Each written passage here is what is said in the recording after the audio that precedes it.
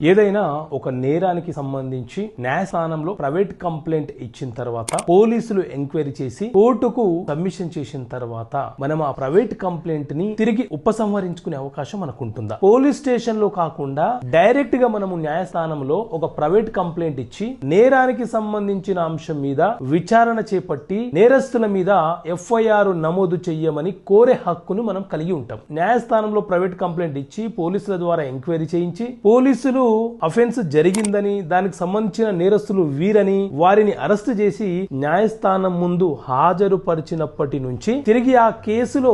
న్యాయస్థానము తీర్పిచ్చేంత వరకు అంటే ట్రయల్ నడిచి తీర్పిచ్చేంత వరకు ఎవరైతే ప్రైవేట్ కంప్లైంట్ ఫైల్ చేశారో ఆ వ్యక్తి